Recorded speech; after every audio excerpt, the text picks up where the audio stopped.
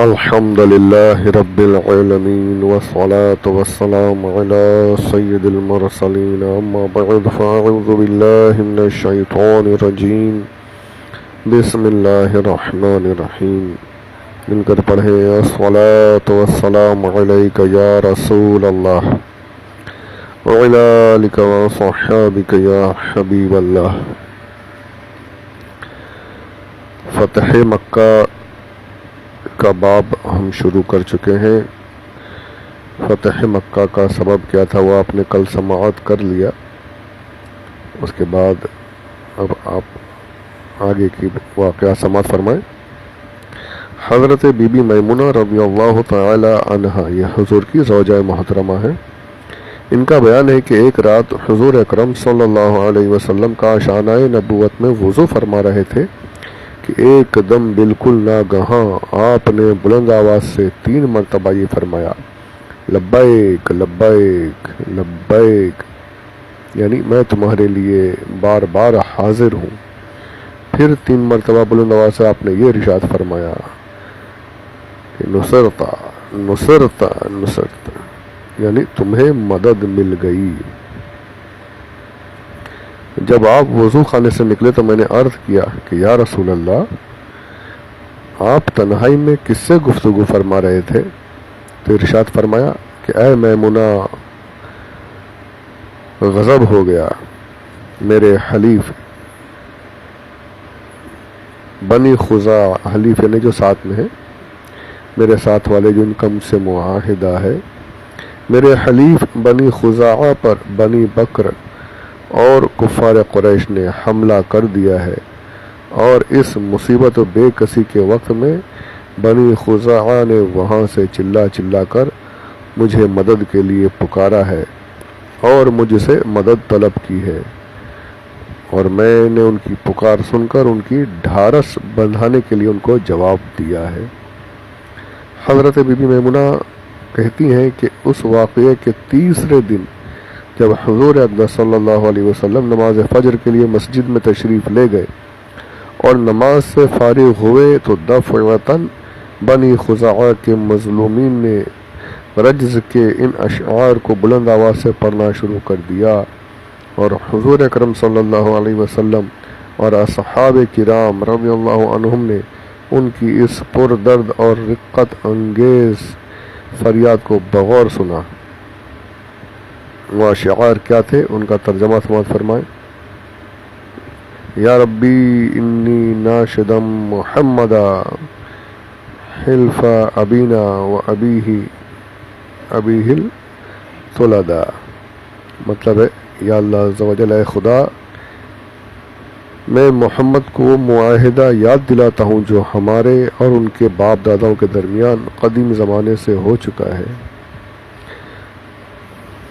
تو خدا آپ کو سیدھی راہ پر چلائے، آپ ہماری بھرپور مدد کیجئے، اور خدا کے بندوں کو بلائیے، وہ سب امداد کے لیے آئیں گے. ان مدد کرنے والوں میں رسول اللہ بھی غضب کی حالت میں ہوں گے کہ اگر انہیں ذلت کا داغ لگے تو ان کا تیور بدل جائے.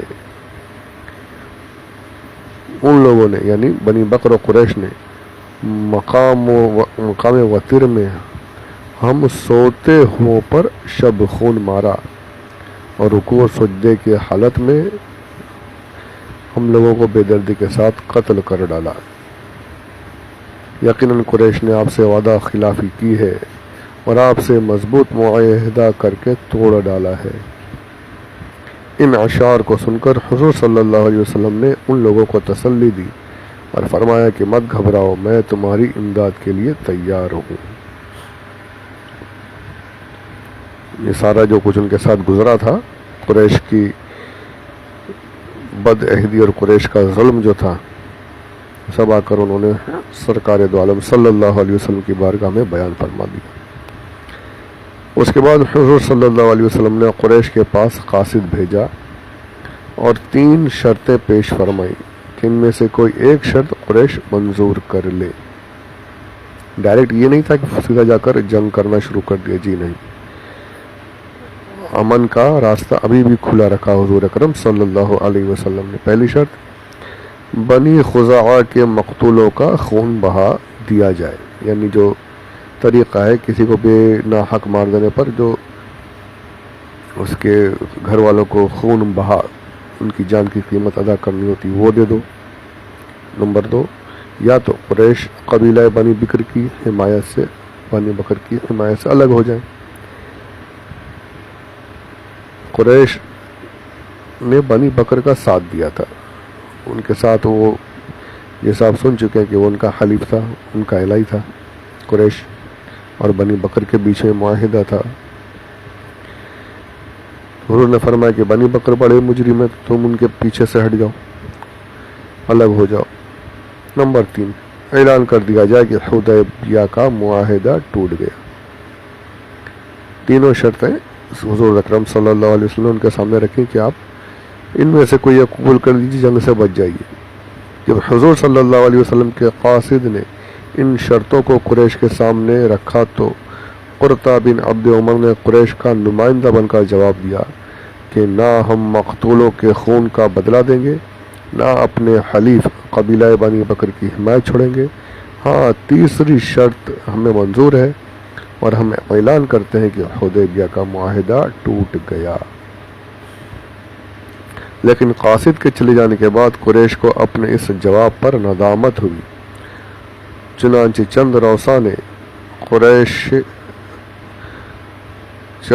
قریش نے ابو سفیان کے پاس آ کر کہا کہ اگر یہ معاملہ نہ سلجھا تو پھر سمجھ لو کہ یقیناً محمد ہم پر حملہ کر دیں گے۔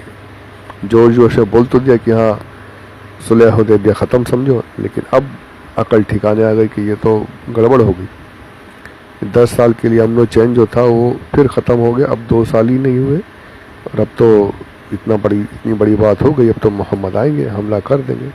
تو ابو سفیان جو ان کا سرپنچ بنا ہوا تھا اس کے پاس آ کر ساری باتیں کہنے لگے۔ تو ابو سفیان نے کہا کہ میری بیوی ہند بنت عتبہ نے ایک خواب دیکھا ہے، یہ مقام حجون سے مقام خندمہ تک ایک خون کی نہر بہتی ہوئی آئی ہے، پھر ناگہاں وہ خون غائب ہو گیا۔ قریش نے اس خواب کو بہت ہی منحوس سمجھا اور خوف و دہشت سے سہم گئے اور ابو سفیان پر بہت زیادہ دباؤ ڈالا کہ وہ فوراً مدینہ جا کر معاہدے کی تجدید کر دیں، یعنی ہم نے بول تو دیا ہے لیکن جا کر کچھ بات کر کے دیکھو، معافی تلافی کرا لو، جان بچ جائے اپنی۔ ابو سفیان بھی راضی ہو گیا۔ اب اس کے بعد دیکھیے، اس کے بعد بہت تیزی کے ساتھ ابو سفیان مدینہ گیا اور سب سے پہلے اپنی بیٹی حضرت ام المومنین بی بی ام حبیبہ، یہ بھی حضور کی زوجہ محترمہ ہے، ام المومنین ہے، ابو سفیان کی بیٹی ہیں۔ ان سب کا ذکر انشاءاللہ آگے الگ سے ایک باب ہے، اس میں آئے گا۔ ان کے مکان پر پہنچے اور جیسے گھر میں داخل ہوئے، بیٹی کا گھر ہے، گھر میں آ کر سیدھا جو بستر بچھا ہوا تھا اس پر بیٹھنا ہی چاہتا تھا کہ حضرت ام حبیبہ نے جلدی سے بستر اٹھا لیا۔ باپ بیٹھنے جا رہا ہے، فوراً بستر لپٹ دیا، بیٹھنے نہیں دیا۔ ابو سفیان نے حیران ہو کر پوچھا کہ بیٹی تم نے بستر کیوں اٹھا لیا؟ کیا بستر کو میرے قابل نہیں سمجھا یا مجھ کو بستر کے قابل نہیں سمجھا؟ اب بھی گمان ہے اس کو کہ میری بیٹی میرا خیال کر رہی ہے کہ شاید بستر میں کچھ کمی ہوگی اس لیے مجھے بیٹھنے نہیں دے رہی ہے، کچھ اور لا کر بٹھائے گی۔ اٹھا دیا تو سوال کر دیا اس نے۔ ام المومنین نے فوراً جواب دیا، باپ سے کہہ رہی ہے، ذرا سوچیے ذرا، بیٹی اپنے والد سے، اپنے باپ سے کہہ رہی ہے کہ یہ بستر رسول اللہ صلی اللہ علیہ وسلم کا بستر ہے اور تم مشرک اور نجس ہو، اس لیے میں نے یہ گوارا نہیں کیا کہ تم رسول اللہ کے بستر پر بیٹھو۔ بیٹیوں کو اپنے باپ سے کتنی محبت ہوتی ہے بتانے کی ضرورت نہیں ہے، لیکن اس واقعے نے کتنا زبردست سبق دیا کہ سب سے پہلی محبت جو ہے، سب سے بڑی محبت جو ہے وہ اسلام کی ہے، اللہ اور اس کے رسول کی ہے عز و جل، صلی اللہ علیہ وسلم۔ باپ سے صاف صاف فرما دے کہ تمہیں بیٹھنے نہیں، بستر اس لائق نہیں ہے کہ تم بستر پر بیٹھو، ایسی بات نہیں، بلکہ تم اس لائق نہیں ہو کہ تم میرے حبیب کے بستر پر بیٹھو، فوراً منع کر دیا۔ تو یہ جذبہ صحابہ کرام نے ہمیں سکھایا ہے۔ یہ سن کر ابو سفیان کے دل پر چوٹ لگی اور وہ رنجیدہ ہو کر وہاں سے چلا آیا۔ مطلب بات کیا کروں، بیٹی یہ ایک دم بیٹھنے نہیں دے رہی تو ساتھ کیا دے گی۔ اور رسول اللہ صلی اللہ علیہ وسلم کے خدمت میں حاضر ہو کر اپنا مقصد بیان کیا کہ حضور غلطی ہو گئی، اب اس کو صلح حدیبیہ کو پھر سے قائم کر دیجیے۔ تو آپ نے کوئی جواب نہیں دیا۔ پھر ابو سفیان حضرت ابوبکر صدیق، حضرت عمر، حضرت علی رضی اللہ عنہم کے پاس گیا۔ ان سب حضرات نے جواب دیا کہ ہم کچھ نہیں کر سکتے۔ حضرت علی کے پاس جب ابو سفیان پہنچا تو وہاں حضرت بی بی فاطمہ اور حضرت امام حسن بھی تھے۔ ابو سفیان نے بڑی لجاجت سے کہا کہ علی، تم قوم میں بہت ہی رحم دل ہو، ہم ایک مقصد لے کر یہاں آئے ہیں، کیا ہم یوں ہی ناکام چلے جائیں؟ ہم صرف یہی چاہتے ہیں کہ تم محمد سے ہماری سفارش کر دو۔ حضرت علی نے فرمایا کہ ابو سفیان، ہم لوگوں کی یہ مجال نہیں کہ ہم حضور صلی اللہ علیہ وسلم کے ارادے اور ان کی مرضی میں کوئی مداخلت کر سکیں۔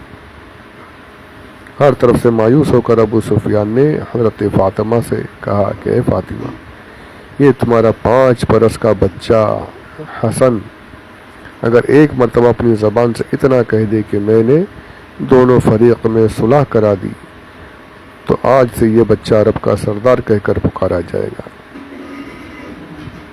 حضرت بی بی فاطمہ نے جواب دیا کہ بچوں کو ان معاملات میں کیا دخل، یعنی کہیں سے اس کی چل ہی نہیں رہی تھی۔ اب ظاہر بات ہے اتنی بڑی بات ان لوگوں نے کر دی، حضور نے بھیجا بھی پیغام تو اس کو بھی ٹھکرا دیا معاذ اللہ۔ اب ہوش ٹھکانے آئے تو یعنی کہ آ کر درمیانی راستہ، صلح کا راستہ کرنے کی کوشش کر رہے ہیں، اور جب حضور اکرم صلی اللہ علیہ وسلم نے انکار فرما دیا تو یہ ظاہر بات ہے کہ صحابہ کرام حضور کی مرضی کے خلاف کبھی نہیں جائیں گے، کیونکہ حضور کی مرضی وہ اللہ کی مرضی۔ بالآخر ابو سفیان نے کہا کہ علی، معاملہ بہت کٹھن نظر آتا ہے، کوئی تدبیر بتاؤ۔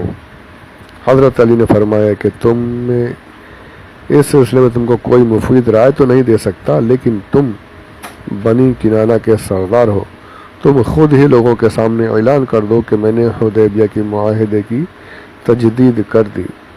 ابو سفیان نے کہا کہ کیا میرا یہ اعلان کچھ مفید ہو سکتا ہے؟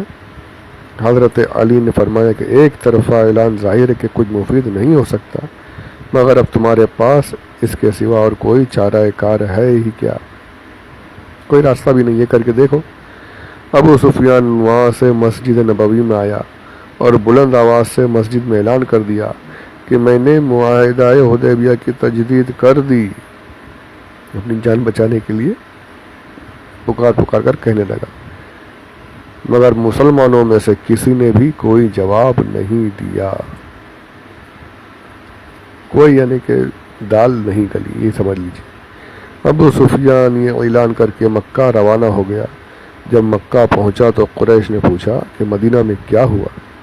ابو سفیان نے ساری داستان بیان کر دی تو قریش نے سوال کیا کہ جب تم نے اپنی طرف سے معاہدہ حدیبیہ کی تجدید کی تو کیا محمد نے اس کو قبول کر لیا؟ ابو سفیان نے کہا کہ نہیں۔ یہ سن کر قریش نے کہا کہ یہ تو کچھ بھی نہیں ہوا، یہ نہ تو صلح ہے کہ ہم اطمینان سے بیٹھے، نہ یہ جنگ ہے کہ لڑائی کا سامان کیا جائے۔ اس کے بعد حضور صلی اللہ علیہ وسلم نے لوگوں کو جنگ کی تیاری کا حکم دے دیا اور حضرت بی بی عائشہ سے فرما دیا کہ جنگ کے ہتھیار درست کریں اور اپنے حلیف قبائل کو بھی جنگی تیاریوں کے لیے حکم نامہ بھیج دیا۔ مگر کسی کو حضور صلی اللہ علیہ وسلم نے یہ نہیں بتایا کہ کس جنگ کا ارادہ ہے، یہاں تک کہ حضرت ابو بکر رضی اللہ عنہ سے بھی آپ نے کچھ نہیں فرمایا۔ چنانچہ حضرت ابو بکر صدیق رضی اللہ عنہ حضرت بی بی عائشہ کے پاس آئے اور دیکھا کہ وہ جنگی ہتھیاروں کو نکال رہی ہیں، تو آپ نے پوچھا کہ کیا حضور نے حکم دیا ہے؟ تو انہوں نے کہا جی ہاں۔ پھر آپ نے پوچھا کہ کیا تمہیں کچھ معلوم ہے کہ کہاں کا ارادہ ہے؟ تو حضرت عائشہ رضی اللہ عنہ نے کہا واللہ، یعنی اللہ کی قسم، مجھے یہ کچھ بھی نہیں معلوم۔ غرض انتہائی خاموشی اور رازداری کے ساتھ حضور صلی اللہ علیہ وسلم نے جنگ کی تیاری فرمائی۔ مقصد یہ تھا کہ اہل مکہ کو خبر نہ ہونے پائے اور اچانک ان پر حملہ کر دیا جائے۔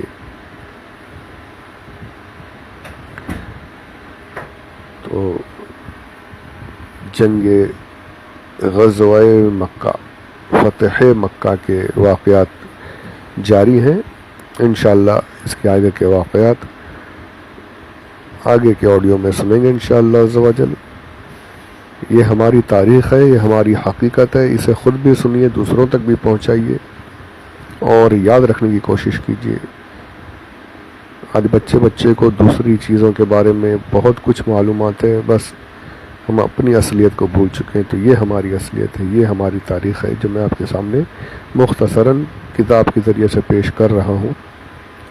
اسے اور لوگوں تک بھی پہنچائیے تاکہ کم سے کم سن کر ہی صحیح کچھ تو باتیں ہمارے بچوں میں، ہمارے بھائیوں میں، ہماری بہنوں میں پہنچ سکیں، وہ یاد رکھ سکیں۔ اللہ تبارک و تعالی اس مقصد کو کامیاب فرمائے، اپنے حبیب کے صدقے میں اپنی بارگاہ میں قبول فرمائے۔ آمین بجاہ النبی الامین صلی اللہ علیہ وسلم۔ وما علینا الا البلاغ المبین۔